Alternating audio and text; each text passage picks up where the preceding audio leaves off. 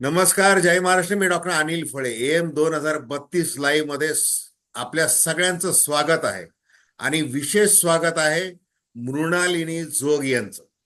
मृणालिनी जोग या संपर्क सामाजिक संशोधन संस्थेच्या प्रकल्प संचालक आहे. आणि दर्शकांनी आवर्जून नोंद घेतली पाहिजे. विशेषतः आरक्षणाच्या मागणीवरून असेल किंवा अन्य कारणाने असेल, अनेक नवीन उमेदवार या 15व्या विधानसभेमध्ये प्रवेश करणार आहेत. तर त्या सगळ्या लोकप्रतिनिधी होऊ इच्छिणाऱ्या सगळ्यांनी एक लक्षात घेतलं पाहिजे की सिंचन, शेती, शिक्षण, आरोग्य, महिला हे जे मूलभूत प्रश्न आहेत आणि ज्यासाठी लोकप्रतिनिधींचं विधिमंडळामध्ये विशेष काम असतं, तर त्या दृष्टीने मृणालिनी जोग आपल्याला बरंचसं काही सांगणार आहेत. त्यांचा गेल्या 20-25 वर्षांपासून चांगला अभ्यास आहे. तो विधिमंडळाचा म्हणजे विधान परिषद आणि विधानसभा या दोन्ही सभागृहामधले आमदार या कुठल्या प्रकारे प्रश्न मांडतात आणि त्यांना प्रश्न मांडायला जर अडचण आली तर त्यांना जी काही आवश्यक माहिती असेल किंवा सपोर्ट असेल तर मृणालिनी जोग मॅडम करतात, कारण त्या संपर्क संस्थेच्या प्रकल्प संचालक आहेत. त्यांनी या सगळ्या विषयांवर व्यवस्थितपणे अहवाल केलेले आहेत आणि फक्त राज्य पातळीवर मोगमपट्टीने अहवाल केलेले नाहीत, तर प्रत्येक जिल्ह्यातला त्यांनी अभ्यास केलेला आहे. आणि आमदारांनी काय नेमके कशा प्रकारे आपली भूमिका बजावलेली आहे मावळत्या विधानसभेमध्ये ते आपल्याला सांगणार आहेत. तर मॅडम, स्वागत आहे तुमचं या लाईव्ह चर्चेमध्ये. मला नमस्कार. आपल्याला पहिला प्रश्न असा विचारायचा आहे की आता हे जे काही नवीन उमेदवार येऊ पाहतात, म्हणजे ज्यांचा राजकारणाशी काही संबंध नाहीये, असे आमदार येऊ शकतात विधिमंडळामध्ये आणि ते बहुसंख्येने येऊ शकतात. अशी विचित्र परिस्थिती राजकारणामध्ये झालेली आहे, कारण समाजकारणामध्ये मोठा गोंधळ निर्माण झालेला आहे. तर त्याच्या अधिक तपशिलात न जाता माझं असं की अपकमिंग जे MLA आहेत त्यांच्या संबंधी तुम्ही काय सूचना कराल सुरुवातीला? सूचना करायच्या आधी आपल्याला लक्षात घेतलं पाहिजे की साधारण आमदार जे निवडून येतात त्यांचं साधारण म्हणजे जबाबदाऱ्या काय असतात, काम काय असतं, तर ते पक्ष पक्ष कुठचाही असू दे, पण एकदा निवडून आल्यानंतर ते त्या मतदारसंघाचं प्रतिनिधित्व करतात. तिकडे राहणाऱ्या लोकांचं लोकप्रतिनिधी म्हणून आपल्यातर्फे आपण त्यांना विधिमंडळात पाठवतो. आणि त्यांचं मुख्य काम विधिमंडळामध्ये आपल्या समस्यांवरती प्रश्न विचारणं, त्या समस्यांवरती समजा राज्यव्यापी धोरणांची काही गरज असेल तर ती धोरणं तयार करणं, कायदे तयार करणं, जर धोरणांची अंमलबजावणी होत नसेल तर त्यातल्या काय त्रुटी आहेत त्याच्यावरती चर्चा करून मार्ग काढणं आणि अशाच आणि मतदारसंघात अर्थातच त्यांची कामं जी असतात ती करणं हा एक असतो. तर आपल्याकडे एक असं लक्षात येतं की आमदारांना म्हणजे तुम्ही जे उल्लेख केला की आम्ही जी मदत करतो, संपर्क संस्था एक मदत आमदारांना अशी करते की बऱ्याचदा आपण जसं म्हणालात की समजा राजकारणाशी संबंध नसलेलं कोणी आलेलं असेल आणि आपल्याकडे तर तसे जे आमदार येतात त्यांना ह्या विषयांवरती म्हणजे महिला, बालक, शिक्षण, शेती, आरोग्य या सगळ्या विषयांवरती तिकडे जास्तीत जास्त चर्चा व्हावी या दृष्टीने आमचा प्रयत्न असतो. तिथे चर्चा व्हावी, या विषयांवरती धोरणं ठरावीत, या विषयांवरती अंमलबजावणीचे काय असतील त्या त्रुटी दूर कराव्यात. याचं एक कारण असंही आहे की तुम्हाला माहिती असेल की UNचे जे हे आहेत सस्टेनेबल डेव्हलपमेंट गोल्स म्हणजे शाश्वत विकासाची उद्दिष्ट जी 2030 पर्यंत आपण अचीव करणं अपेक्षित आहे, त्यावरती भारताने पण सही केलेली आहे. त्याच्यात एक मानवी विकास निर्देशांक हा एक महत्वाचा त्यातला घटक आहे. आणि मानवी विकास जेव्हा आपण म्हणतो तेव्हा त्या त्या मतदारसंघातले ज्या व्यक्ती असतील त्यांचा जेव्हा विकास होईल, त्यांचं व्यवस्थित आरोग्य असेल, त्यांना व्यवस्थित शिक्षण मिळेल, त्यांना रोजगाराच्या व्यवस्थित संधी मिळतील, एकूणच त्यांचं राहणीमान आणि त्यांचं आयुष्य सुखासमाधानात घालवण्याकरता जे जे काही शक्य असेल ते सगळं त्यांचा विकास त्या दृष्टीने झाला पाहिजे. हा प्रयत्न लोकप्रतिनिधींनी आपल्यातर्फे तिकडे विधिमंडळात जाऊन करायचा असतो. तर त्या दृष्टीने आपण जसे तुम्ही उल्लेख केलात आम्ही प्रश्नही पाठवतो की कोणते प्रश्न या विषयावरती त्यांनी अधिवेशन काळात विचारावेत आणि त्याचबरोबर ह्या सगळ्या विषयांवरची टिपणं देखील आकडेवारीसह आणि माहितीसह टिपणं देखील आपण दर महिन्याला त्यांना पाठवत असतो. तर हे काम आम्ही गेले अनेक वर्ष करतो. आत्ता जे तुम्ही मला बोलवलंय की आत्ता जो आम्ही लेटेस्ट अहवाल प्रसिद्ध केला गेल्या 5 वर्षांमधला अहवाल आहे. तर त्या संबंधीचं थोडंसं सांगायचं म्हणजे की त्या अहवालात आम्ही अधिवेशनात विचारले गेलेले तारांकित आणि लक्षवेधी प्रश्न ज्यांची एकूण हे नंबर आहे 5,921. तर हे 5,921 तारांकित आणि लक्षवेधी प्रश्न आम्ही तपासले, त्याचं वर्गीकरण केलं. कारण इथे आपल्याला कुठच्या आमदारांनी जास्त प्रश्न विचारलेत, कुठच्या आमदारांनी कमी विचारलेत, याही पेक्षा म्हणजे ते महत्वाचं आहेच, पण त्याही पेक्षा कोणत्या विषयावरती आणि आपले हे जे विषय आहेत मानवी विकासाशी संबंधित जे विषय आहेत त्या विषयांवरती किती प्रश्न विचारले, हा अभ्यास आपण केलेला आहे. आणि त्यातून जी आकडेवारी पुढे आली आहे ती आपण त्याचं वर्गीकरण करून जिल्हानिहाय, राज्यनिहाय, पक्षनिहाय, आमदारनिहाय अशी आपण त्याचं वर्गीकरण करून ती प्रसिद्ध केलेली आहे. नाही, हे तर अगदी उपयुक्त तुम्ही काम करताय म्हणजे लोकांच्या दृष्टीने. म्हणजे लोकांमध्ये एक राजकीय साक्षरता म्हणजे विधिमंडळाच्या संबंधाने की प्रश्न सोडवले कसे जाऊ शकतात विधिमंडळामध्ये, हे तुम्ही महत्वाचं काम करताय. आणि तुम्ही जो सस्टेनेबल डेव्हलपमेंट गोलचा जो उल्लेख केला त्यासंबंधी मला आता हे एक सांगायला पाहिजे की अप्रतिम मीडिया आम्ही 2010-11 मध्ये म्हणजे ज्या वेळेला राज्याचं सुवर्ण महोत्सवी वर्ष होतं त्यावेळेला मिलिनियम डेव्हलपमेंट गोल्स होतं. आणि आता हे 2015 पासून सस्टेनेबल डेव्हलपमेंट गोल्स आलेले आहे. तर आम्ही एक असा उपक्रम राबवतो 10-15 वर्षांपासून की पत्रकार वेगवेगळ्या बीटमध्ये काम करतात, कृषी पर्यावरण हो. वेगवेगळ्या बीटमध्ये, हेल्थ असेल तर आम्ही त्यांना एक चौथा स्तंभ नावाचा एक पुरस्कार देत असतो, एक विशेष पत्रकारिता म्हणून. आता अच्छा. 2023 मध्ये मुख्यमंत्री एकनाथ शिंदे यांच्या हस्ते आम्ही त्या पुरस्कारांचं वितरण केलेलं आहे. आणि आता आगामी या 6 जानेवारीला देखील मुंबईमध्ये आम्ही एक मोठा कार्यक्रम करतोय. तुम्हाला आजच एक खुलं निमंत्रण आहे की सगळ्या म्हणजे याला, जसं आता त्यावेळेला 2010-11 मध्ये विलासराव देशमुख होते, त्याच्यानंतर मधल्या काळामध्ये बरेचसे कार्यक्रम झालेले आहेत.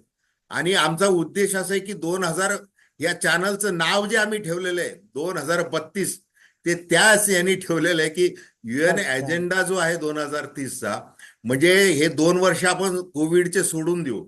तर त्या बरोबर पद्धतीने आहे. आम्ही ते आवर्जून ते नाव ठेवलेलं आहे. तर त्याच्याबद्दल मी आपल्याला सविस्तर सांगेनच. नक्की. दर्शकांना माझी विनंती की तुम्ही हे सबस्क्राईब करा चॅनल. आणि आपल्याला जे जे प्रश्न विचारायचे जोग मॅडमला ते तुम्ही बिनधास्तपणे विचारू शकता आणि त्याची उत्तर तुम्हाला निश्चितपणे मिळतील. आता आपण जोग मॅडम, मला तुम्ही हे सगळे जे मूलभूत प्रश्न जे मांडलेले त्याच्यामध्ये स्पेसिफिक आज आपल्याला चर्चा करायची की महिला व बालकल्याण म्हणजे महत्वाचा विषय, म्हणजे लोकसंख्या निहाय महिलांची संख्या निम्म्यापेक्षा निम्मी आहे. त्या दृष्टीने हो. महिला धोरण महाराष्ट्र सरकारने काय ठरवलेलं आहे, विधिमंडळात काय चर्चा झालेली आहे, त्याची अंमलबजावणी कशी होती, याबद्दल थोडंसं विस्तृत सांगावं. हो, सांगते. आता मी म्हटलं जसं की आम्ही जो अभ्यास केला आणि त्यात प्रश्नांची जी वर्गेवारी आणि विश्लेषण त्याचं केलं, त्यातून एक आपल्याला एक पुढे आलेला आकडेवारी चिंताजनक आहे. ती म्हणजे की हे जे 5,921 प्रश्न आम्ही तपासले त्यातले फक्त 119 म्हणजे जेमतेम 2% प्रश्न हे महिलांवरती आहेत. म्हणजे तुम्ही आता जो उल्लेख केला की महिलांची लोकसंख्या खरं म्हणजे निम्मी आहे, लोकसंख्येच्या निम्मी महिलांचा गट आहे. असं असताना केवळ 2% प्रश्न हे महिलांवरती विचारले जावेत, हे आपल्याला ऍक्च्युली खरं म्हणजे खूप चिंताजनक आहे.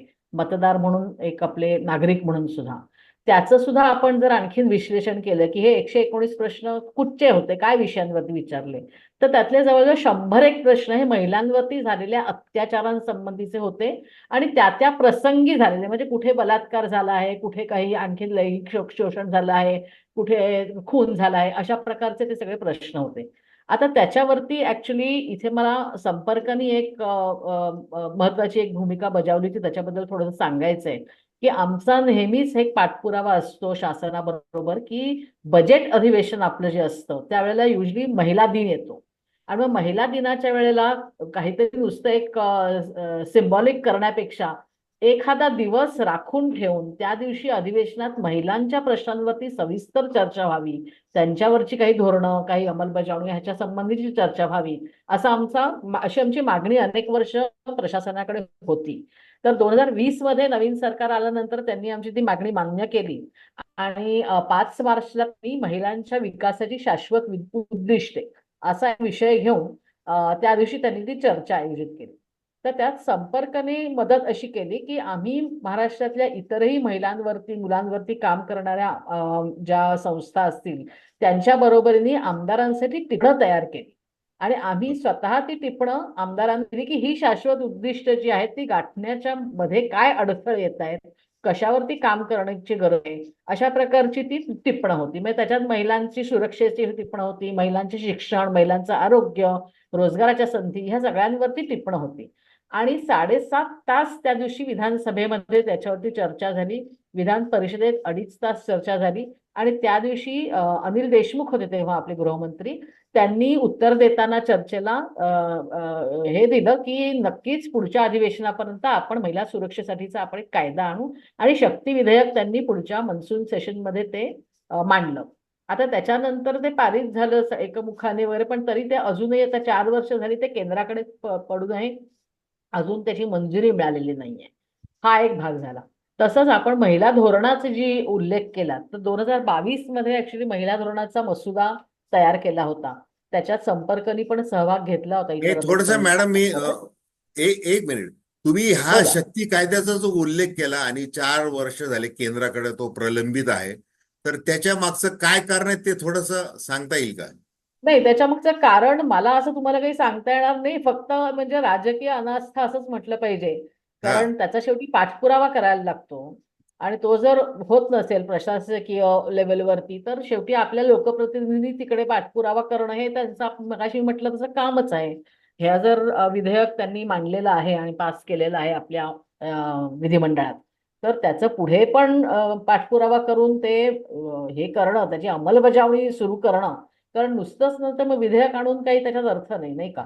म्हणजे कारण तसंच इतरही अनेक, म्हणजे मी मगाशी जो प्रश्नांचा उल्लेख करत होते तोच जरा थोडासा पुढे आणखीन सांगते की जसे हे 100 प्रश्न याच्यावरती होते तसे जवळजवळ एक 16-17 प्रश्न योजनांच्या अंमलबजावणीवरचे होते. आपल्याकडे योजना खूप चांगल्या उत्तम योजना आहेत आपल्याकडे. महिलांकरता, सगळ्यांकरताच आहेत, तशाच महिलांकरता सुद्धा व्यवस्थित चांगल्या योजना आहेत. पण त्यांची अंमलबजावणी, आणि सगळ्या प्रश्नांचा रोग हाच होता की अंमलबजावणी त्याची योग्य रीतीने होत नसल्यामुळे लाभार्थींपर्यंत बरोबर त्या योजना पोहोचत नाहीत. म्हणजे आता आता त्याच्यात कसं होतं, लाडकी बहीण एक योजना आली आता. ती आत्ता आली आहे. ते आमचं रिसर्च व्हायच्या आधी नव्हती ती. त्याच्यामुळे त्याच्याबद्दल मी आता बोलणार नाही. पण एका योजनेबद्दल मी इथे बोलीन की कोविड काळात त्यांनी पंडिता रमाबाई योजना त्यांनी आणली होती. 2000 मला वाटतं 20 का 21 मध्ये, मला वाटतं आठवत नाही मला तर नक्की त्याची हे ते महिलांना स्वयंरोजगारासाठी ती योजना होती. पण अजूनही त्याची अंमलबजावणी झाली आहे की नाही हे काही कळायला मार्ग नाही. म्हणजे आपण जी माहिती सगळी घेतो ती विधिमंडळाची वेबसाईट जी आहे तिथनं जी माहिती असते, सरकारी माहिती जी असते त्याच्यावरती ती माहिती ग्राह्य धरून आपण आपला अभ्यास करत असतो. तर ह्या योजनेची अंमलबजावणी झाली आहे की नाही, पुढे काय झालं ह्याच्याबद्दलची काहीच माहिती वेबसाईटवरती उपलब्ध नाहीये. तसंच महिला धोरणाबद्दल जे मी तुम्हाला सांगत होतो, 2022 मध्ये मसुदा आला महिला धोरणाचा. आणि ते लागू करायच्या आधी किंवा ते मांडण्याच्या आधीच ते सरकार बदलणं वगैरे सगळे प्रकार झाले. आणि 2023 मध्ये त्यांनी महिला धोरण जाहीर केलं बजेट अधिवेशनात, पण तो मसुदा 22चाच होता. म्हणजे तोच त्यांनी 23 मध्ये महिला धोरण जाहीर केलं.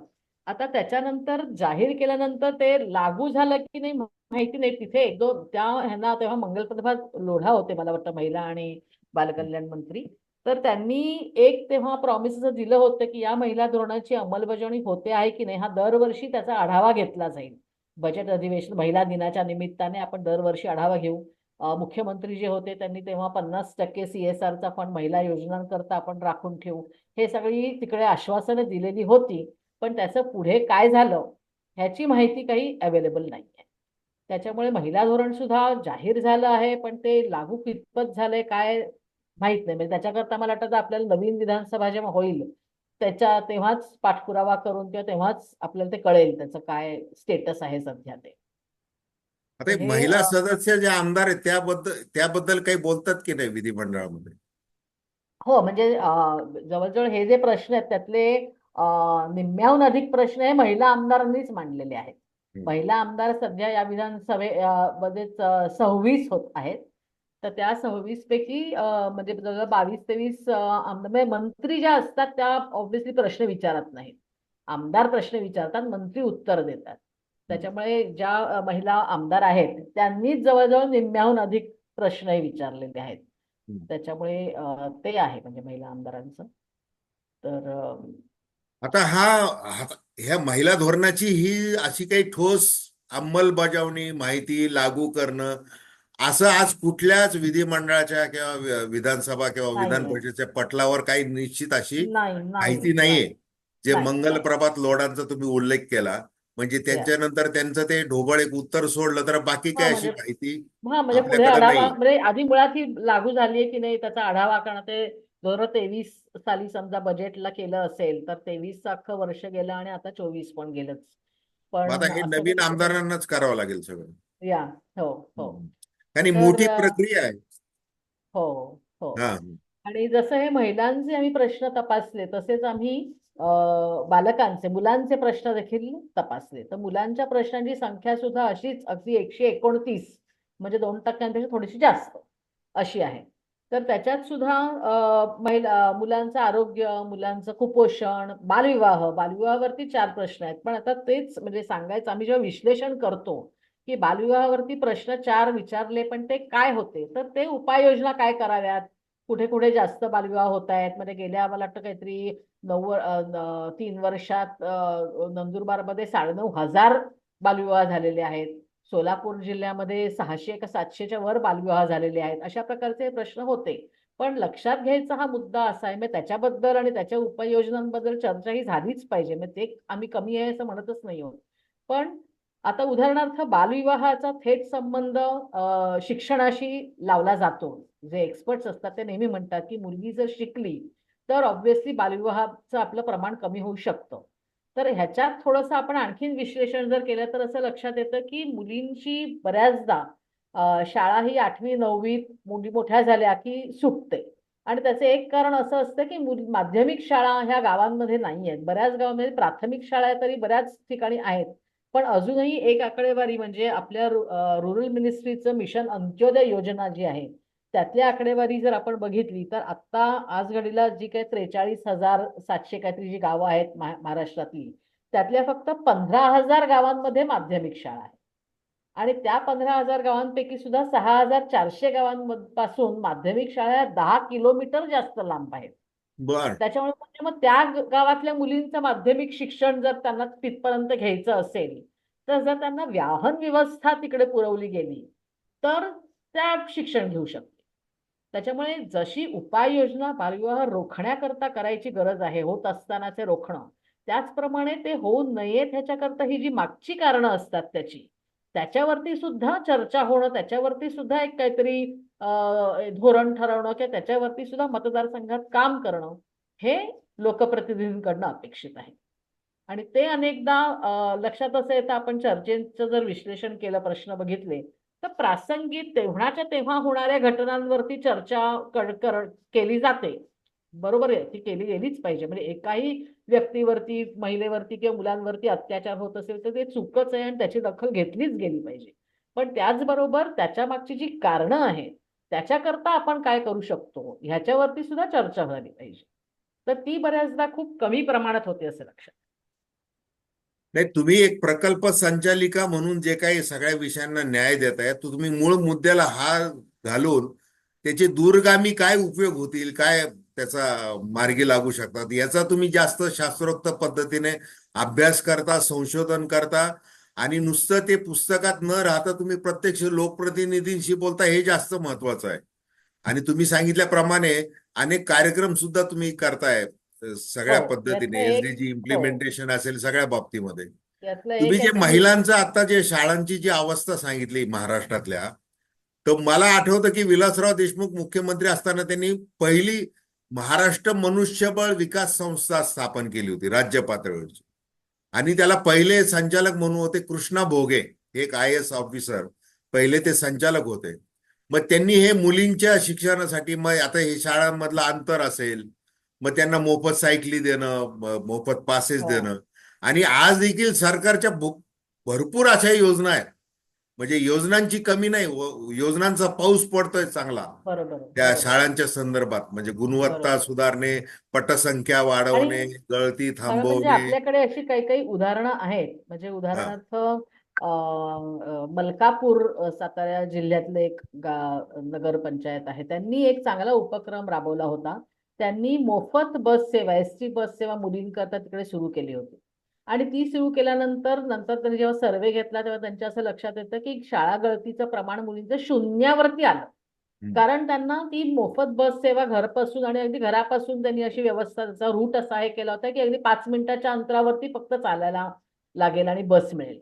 तर असं हे करणं, म्हणजे असं काहीतरी योजना करणं हे जास्त गरजेचं आहे. म्हणजे मगाशी मी जे मिशन अंत्योदयचं हे केलं त्याचं आणखीन एक आकडेवारी आम्ही काढली होती की एसटी बसेस आणि रोख आमच्या एसटी बसेसवरती ह्या करण्याकरता होता की ह्या ज्या सरकारी योजना जो असतील त्या सगळ्यांचा लाभ जर तुम्ही एसटीने गेलात तर मिळतो. म्हणजे रिक्षावाला काही तुम्हाला मोफत कुठे घेऊन जाणार नाहीये किंवा व्हॅन नाही घेऊन जाणार, पण तुम्ही एसटी मध्ये प्रवास केलात तर तुम्हाला तो पास किंवा काय मोफत प्रवास ज्या काही योजना असतील सरकारी त्याचा लाभ घेता येतो. तर एसटी सुद्धा गावागावापर्यंत पोहोचलेली नाही. म्हणजे खूप अजूनही अनेक अशी गावं आहेत की जिकडे गावापर्यंत एसटी नाही. काही काही गावांपर्यंत म्हणजे साधारण 1 किलोमीटर पासून 10 किलोमीटर पर्यंत अशी अंतरं असलेली अजूनही गावं आहेत की जिथे एसटीला जायचं असेल तर तुम्हाला आधी 10 किलोमीटर जायला, मग तुम्हाला तिथे पुढे एसटी मिळेल. हम्म. तर अशा ह्या सगळ्या जे गोष्टी असतात त्याच्यावरती सुद्धा ऍक्च्युली मतदारसंघात आमदारांनी काम करणं गरजेचं आहे. आणि ऍक्च्युली आणखीन एक आमचा उपक्रम याच्याकरता आम्ही सुरू केला होता, कारण तुम्ही म्हणालात तसं हा अभ्यास आम्ही गेल्या वर्षी सुद्धा 2014ची जी विधानसभा होती त्याच्यात सुद्धा आम्ही हा केला होता. आणि ही जेव्हा आकडेवारी, अशीच आकडेवारी तेव्हाही पुढे आली होती, तेव्हा एक आमच्या लक्षात आलं की जोपर्यंत नागरिक जागरूक होऊन आपल्या लोकप्रतिनिधींपर्यंत पोहोचून त्यांच्याशी संवाद जर त्यांनी साधायला सुरुवात केली तर हे चित्र हळूहळू बदलू शकतं. कारण आमदारांशी सुद्धा आम्ही सातत्याने संपर्कात असतो, त्यांच्याशी सुद्धा आम्ही ह्या माहितीबद्दल, म्हणजे आमच्याकडे ही माहिती जेव्हा येते तेव्हा ही आमदारांना सुद्धा आम्ही पाठवतो. गेल्या वर्षी सुद्धा अशी जेव्हा माहिती आली तेव्हा आम्ही आमदारांना भेटलो होतो आणि त्यांना दाखवलं की महिला बालक यांच्यावरती काय एवढे कमी किंवा काय कारण आहे की अशा प्रकारच्या. तर त्याच्यात त्यांचे इतर अनेक मुद्दे होते. त्याचप्रमाणे एक मुद्दा त्यांनी असाही मांडला होता की आमच्याकडे जी लोक भेटायला येतात आम्हाला कामं घेऊन नागरिक, ते 90% नागरिक हे त्यांची पर्सनल कामं घेऊन आमच्याकडे येतात की आमच्या शाळेत काय मुलाला ऍडमिशन हवी आहे, मग आणखीन काय आमच्या घराच्या इकडे काय रेग्युलर करून द्या, हे ते वगैरे. मतदारसंघात त्याचं काहीतरी काम आहे, मतदारसंघासाठी तुम्ही हे काम करा, अशा प्रकारची मागण्या घेऊन खूपच कमी लोक येतात.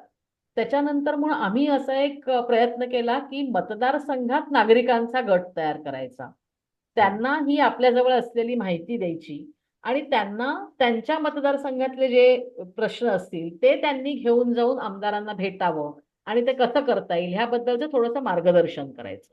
तर इथे एक उदाहरण ऍक्च्युली मला द्यायला आवडेल. आम्ही नंदुरबार मधल्या शहाद्या मतदारसंघामध्ये असा नागरिकांचा गट तयार केला होता. आणि तिथे त्यांच्याशी चर्चा जेव्हा केली तेव्हा त्यांनी आम्हाला चर्चेतच सांगितलं की आमच्या इकडे ऍक्च्युली ग्रामीण रुग्णालय जागा आहे पण अजून तर काही झालेलं नाहीये, होत नाहीये, आमची बरीच वर्ष मागणी आहे. मग आम्ही त्यांना भेटून गेल्यानंतर आम्ही त्यांना सांगितलं होतं कसं तुम्ही भेटू शकता आमदारांना आणि तुम्ही तुम्ही स्वतः हे सांगू शकता आणि मागणी करू शकता, कारण तुम्ही मतदारसंघातले नागरिक आहात, त्यांचे मतदार आहात. त्याच्यानंतर त्यांनी आमदारांना पत्र लिहिलं आणि ते सगळ्यांनी सह्या केल्या त्या पत्रावरती आणि त्यांनी ते आमदारांना दिलं. आणि ते जेव्हा आमदारांना भेटायला गेले तेव्हा त्यांनी तिथल्या तिथे फोन केले आमदारांनी, तिकडचे जे अधिकारी असतील त्यांना. 7 दिवसात त्या जागेवर झालेलं आक्रमण हटवलं गेलं. नंतर जेव्हा आम्ही त्यांना भेटलो होतो तेव्हा ते म्हणाले की आता भूमिपूजन झालं आहे आणि सुरू होणार आहे तिकडचं काम. आणि 1-2 वर्षांपूर्वी मी परत जेव्हा गेले होते नंदुरबारला तेव्हा ते म्हणाले की आता ते ग्रामीण रुग्णालय बांधून तयार आहे आणि आता त्याचं पुढचं काय डॉक्टर स्टाफ तिकडचं इतर पुढची म्हणजे टप्पा जो होता त्याचा तिथपर्यंत ते काम आलेलं होतं. त्याच्यामुळे मतदारांनी जर अशी काही मागणी केली तर नाही म्हटलं तरी लोकप्रतिनिधींवरती तो दबाव येतो. कारण आपण असे जेव्हा त्यांच्याकडे जातो तेव्हा आपण काय आपल्या स्वतःकरता मागत नसतो काही. आपण जे मागत असतो ते मतदारसंघाकरता जे करणं हे त्यांचं कर्तव्यच आहे. लोकप्रतिनिधी म्हणून निवडून आल्यानंतर मतदारसंघाकरता काम करणं हेच त्यांचं काम आहे. म्हणजे त्याच्यात आपण फार काही वेगळं त्यांना करायला सांगतच नाही होत. त्याच्यामुळे अशा नाही. प्रकारचे पण हे होऊ शकतं. नाही, हा तुमचा म्हणजे ऍक्टिव्ह पब्लिक पार्टिसिपेशन हे फार गरजेचं आहे. म्हणजे तुमच्या हो, फक्त आपण लोकप्रतिनिधींना जबाबदार धरून किंवा शासनाला जबाबदार धरून चालणार नाहीये. तो हो, लोकांनी सुद्धा एक सामूहिकपणे काही मागण्या केल्या पाहिजेत. बरोबर आहे. आणि हो, तुम्ही संपर्क त्याच्यामध्ये पुढाकार घेताय हे फार महत्वाचा आहे, उल्लेख करण्यासारखा आहे. हो, तुम्ही आता मगाशी बोलताना असं उल्लेख केला की तुम्ही बरेचसे टिपणं वगैरे देता. म्हणजे ह्या अर्थसंकल्पीय अधिवेशनाचा तुम्ही उल्लेख केला 2020चा. त्याच्यामध्ये जे तुम्ही शाळा कॉलेजात महिला विषयक कायदे समजावून सांगणारा तास सुरू करावा. हो, आई बहिणीवरून शिव्या देणाऱ्यांच्या बरोबर विरोधात आहे. अॅट्रॉसिटी सारखा कायदा अॅट्रॉसिटी सारखा आणावा. कायदा, बरोबर आहे. ग्रामीण भागात इव्हन प्रत्येक मुलांची बस. मानसिकता, त्यात एका आमदारांनी तर मुलांची मानसिकता बदलावी ह्याकरता शाळा कॉलेजपासून त्यांना काहीतरी प्रशिक्षण देण्याची गरज आहे, की मुलींकडे बघण्याकडचा जो दृष्टिकोन असतो तो त्यांचा बदलला गेला पाहिजे. हे पण एक एका आमदारांनी तिकडे मांडलेलं होतं. त्यामुळे खूप चांगल्या सूचना, खूप चांगली चर्चा. मी म्हटलं की 7.5 तास आम्ही पण मॉनिटर करत होतो ती चर्चा. पण बऱ्याच आमदारांनी, म्हणजे मला वाटतं एक 30-40 तरी आमदारांनी त्याच्यात खूप चांगलं म्हणजे पॉइंट्स काढले होते. आणि अनिल देशमुखांनी तर हे आश्वासनच दिलं आणि तो कायदा आणला सुद्धा. त्याला तेव्हा महिला आणि बालकल्याण मंत्री मला वाटतं यशोमतीताई ठाकूर होत्या, त्यांनी त्याला उत्तर दिलं होतं. असं बरंच म्हणजे चांगली चर्चा झाली होती आणि त्यात चांगला तो कायदा आला होता. पण अनफॉर्च्युनेटली त्याचं आणि झालं. मला त्याच्यामध्ये अजून काही सूचना आल्या होत्या की ग्रामीण भागात प्रत्येक बस थांब्यापाशी बाजाराच्या ठिकाणी महिलांसाठी स्वच्छता बरोबर आहे. गृह असावं. हो, त्यानंतर आशा आणि अंगणवाडी ताई यांच्या मानधनात वाढ करावी. हो, शाळेत पीटीच्या तासाला मुलींना स्वसंरक्षणाचे धडे द्यावेत. बरोबर आहे. पुरुषी मानसिकता बदलण्यासाठी शाळेपासून प्रयत्न करावेत वगैरे वगैरे असं जे तुम्ही सांगितलं. करेक्ट. तर बरोबर आहे. याची कितपत पूर्तता झाली पण नाही म्हणजे मी हे म्हटलं तसं काय की सध्या काय चित्र आहे? नाही, सध्या काय तिथे हे अनफॉर्च्युनेटली मी तुम्हाला फारसं त्याच्याबद्दल सांगू शकणार नाही. याचं एक कारण म्हणजे 2020ला हे अधिवेशन झालं आणि लगेच कोविड सुरू झालं. त्याच्यामुळे पुढची 2 वर्षही कोविडमध्ये अधिवेशनं पण रद्द झाली, अधिवेशनच झाली नाहीत. कामकाजही म्हणजे कुठे काही जाणं येणं कोणाशी म्हणजे काहीच ठप्प झालं होतं जवळजवळ सगळं. आणि अनफॉर्च्युनेटली 2022 नंतर तुम्हाला पण माहिती आहे आपल्या इथे जी राजकीय उलथापालथी झाल्या त्याच्यामुळे होतं काय ना, जे आमदार सगळ्याच आमदारांना भेटतो. म्हणजे आमचं काम हे सर्वपक्षीय आमदारांबरोबर असतं. आम्ही कुठच्या एकाच पक्षाच्या आमदारांबरोबर काम करतो असं नाहीये. आणि सगळ्याच पक्षातल्या आमदारांचा आमचा असा अनुभव आहे, 7-8 तरी असे आमदार असतात ज्यांना खरंच काहीतरी करायची इच्छा असते. आणि अशा आमदारांचा हा खूप विरस झाला, कारण त्यांना त्यांच्या मतदारसंघात कामं करता आली नाही. तुम्हाला माहिती आहे की असंही झालं की जे विरोधी पक्षातले आमदार होते त्यांना जो आमदार निधी त्यांना मिळायला पाहिजे त्याच्याकरता कोर्टात जायला लागलं. आता ह्या सगळ्या मानसिकतेत असे का आपण जेव्हा त्यांच्याकडे घेऊन जातो तेव्हा खरं सांगायचं तर त्यांची सुद्धा काही फार मानसिकता नसते ऐकायची. कारण त्यांना त्यांच्याच इतर काय काय इश्यूज ते असतात, त्याच्यात ते बघणं असतं आणि त्याचं नुकसान ऍक्च्युली आपल्या सगळ्यांचं होतं. असे जेव्हा इव्हन यावेळेला आम्हाला अभ्यास करताना लक्षात आलं, युजली काय होतं 5 वर्ष एकदा निवडणूक झाली, काय मंत्रिमंडळ जे काय स्थापन होतं तो एक मंत्री पुढचे 5 वर्ष तोच मंत्री असतो. आता यावेळेला अभ्यास करताना हेही वर्गीकरण करताना आम्हाला हेही बघायला लागलं की पहिले 2.5 वर्ष हा आमदार मंत्री होता, नंतरचे 2.5 वर्ष हा आमदार आहे, किंवा पहिली 2.5 वर्ष हा आमदार या पक्षात होता, दुसरी म्हणजे पक्षीय वर्गीकरण करताना उदाहरणार्थ शिवसेना 2022 पर्यंत शिवसेना, पण 2022 नंतरचे प्रश्न आम्हाला वेगळे, ह्या उद्धव ठाकरे गटाचे हे वेगळे आणि शिवसेना असं सगळ्याच प्रकारे खूप गोंधळ झाला होता ऍक्च्युली गेले गेले 5 वर्ष. त्यामुळे तुम्ही जी म्हणताय तशी माहिती किंवा त्याची आकडेवारी वगैरे नाहीये आमच्याकडे तुम्हाला सांगायला. म्हणजे आता हे दुर्दैव आहे, राजकारण अशा पद्धतीने चालतं. तो चर्चेचा आपला बरोबर विषय आहे. नाहीये फार. पण बरोबर आहे. तुम्ही जो काही सपोर्ट करताय या सगळ्या सिस्टीमला हा फार महत्वाचा वाटतो मला. म्हणजे आता तुम्ही नंदुरबारचं उदाहरण दिलं की तिथं तुम्ही प्रत्यक्ष गेला, नंतर त्या आमदारांशी संपर्कही झाला, लोकांचंही म्हणणं आणि तो प्रश्न मार्गी लागला. आता नंदुरबार हा कुपोषित जिल्हा आहे. म्हणजे ज्यावेळेस तुम्ही एसडीजी किंवा हा सगळा हो, विचार करता, सगळ्यात तर खालती आहे तिथली काय नंदुरबार. परिस्थिती, आता आज काय परिस्थिती वाटते तुम्हाला? नाही, आता ह्या वेळेला सुद्धा अभ्यासात आमच्या एक लक्षात आलं, विशेषतः महिलांचे प्रश्नांचा अभ्यास करत असताना गेल्या वेळेला पण आमचं 14च्या ह्याच्यातलं जे आम्ही अभ्यास केला होता त्याच्यात सुद्धा नंदुरबारमध्ये 4 मतदारसंघ आहेत. तर आम्ही जे तारांकित आणि लक्षवेधी प्रश्न तपासते तर त्या 5 वर्षात नंदुरबार मधल्या 4 आमदारांनी फक्त एक प्रश्न विचारला होता, म्हणजे एका आमदारांनी, आणि तो सुद्धा यवतमाळ जिल्ह्यातल्या कुठच्या तरी इश्यू बद्दलचा होता. बर. म्हणजे एकही प्रश्न नंदुरबार बद्दलचा म्हणजे लक्षवेधी आणि तारांकित प्रश्नांपैकी एकही प्रश्न नंदुरबार, आणि हेच यावेळेला सुद्धा महिलांच्या प्रश्नांबाबत आम्हाला दिसलं की महिलांच्या बालकांचे प्रश्न तारांकित आणि लक्षवेधी मध्ये नंदुरबार मधल्या एकाही आमदाराचे नव्हते. आता ही ऍक्च्युली म्हणजे वाईट आहे गोष्ट, कारण आपण जेव्हा जिल्हानिहाय प्रश्न जर बघितले तर असंच लक्षात येतं की हे जे 9 आपले सगळ्यात मागास जिल्हे आहेत, जिकडे लो HDI म्हणतात, असे ज्याच्यात नंदुरबार एक आहे, त्या सगळ्या 9 जिल्ह्यांची प्रश्नसंख्या आणि मुंबई उपनगर हा जो एक जिल्हा आहे त्याची प्रश्नसंख्या बघितली तर उपनगराची प्रश्नसंख्या जास्त आहे, या 9 जिल्ह्यांची कमी आहे. त्यामुळे आमची ऍक्च्युली शासनाकडे अशीही मागणी आहे की जेव्हा आपण अधिवेशन हे करतो तेव्हा जसं आम्ही म्हटलं की महिला दिनाच्या निमित्ताने महिलांच्या ह्याच्यावरती प्रश्न म्हणजे राखून ठेवावा, म्हणजे खरं तर दरच अधिवेशनात ठेवावा, तसंच एखादा दिवस केवळ हे जे मानवी विकास निर्देशांक त्यांचा कमी आहे अशा जिल्ह्यांकरता काही वेळ आणि काही दिवस राखून ठेवला पाहिजे, जेणेकरून त्यांचे प्रश्न सुद्धा तिकडे त्यांना मांडायला संधी मिळाली पाहिजे. कारण ते प्रश्नांचं काहीतरी ना लॉटरी सिस्टीम टाईप काहीतरी ते असतं, म्हणजे प्रश्न दिलेला लागेलच अशी काही गॅरंटी नसते. असं ते नक्की काय सिस्टीम आहे मला माहिती नाहीये, पण आपण एखादा प्रश्न तिकडे दिला म्हणजे तो लागतोच असं काही नसतं, ज्याची चर्चा ह्याच्यावरती अधिवेशनात होऊ शकते.